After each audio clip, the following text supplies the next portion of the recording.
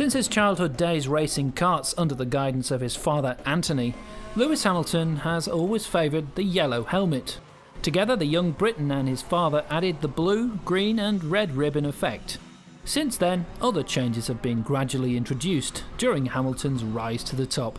I sit down at the end of the year and I have a look at my helmet, and for sure there's always things you can improve on. I think it's important that you keep moving.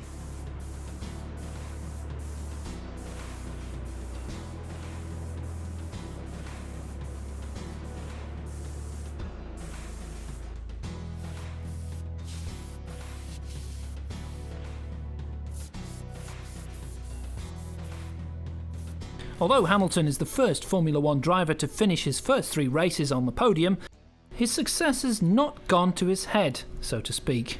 He remains with the same helmet design company that he used since childhood, under head designer Jason Fowler, who knew a good driver when he saw one.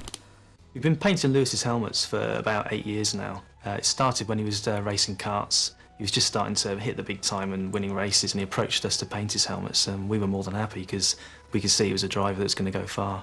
His original design was done by his father, who wanted something to stand out on the track. So when he came to us, he just wanted us to put some input into it and just make it more up to date, a bit more colourful, a bit more 3D. Whilst remaining loyal to Fowler and that distinctive yellow, Hamilton is always thinking of slight changes and looking to the future.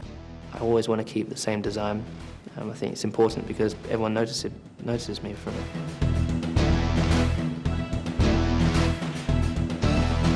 And I think the helmet looks better than it's ever looked before, and I'm sure next year there'll be something new, and it's always a challenge to try and find something, a new design, but I'll find it, so no problem. Before Hamilton's record-breaking F1 career took off, helmet designer Fowler was confident that the racer would keep getting better. It's a very competitive business doing this. I know there's a lot of painters that would love to be painting Lewis's helmets. So it's only a matter of time before Lewis does get his first win, and it's going to be great. It's going to be the culmination of 8 years' work between us, so seeing our helmet on the podium on the top steps is going to be the ultimate, really.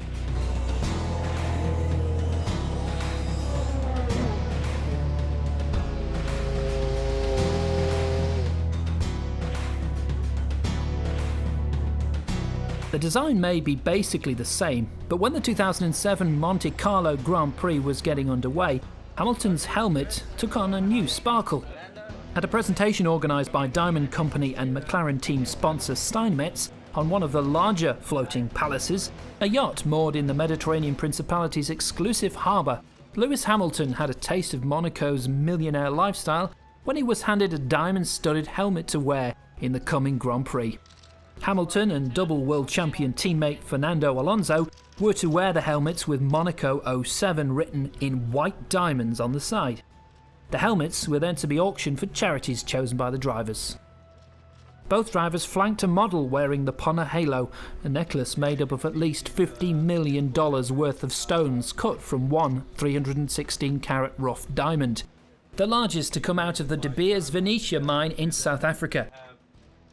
The necklace, paraded under the watchful gaze of security guards, was shown to some of the world's wealthiest individuals over the Grand Prix weekend before being sold to the highest bidder, assuming the unspecified reserve price was reached.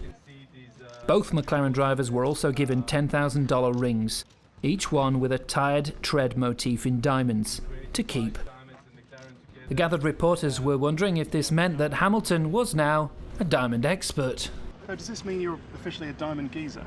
No, it means I'm blinged out. That's what it is. I've got bling on my helmet. How cool is that? And they just gave me a ring, so I've got a blinged out finger, and it actually spins as well.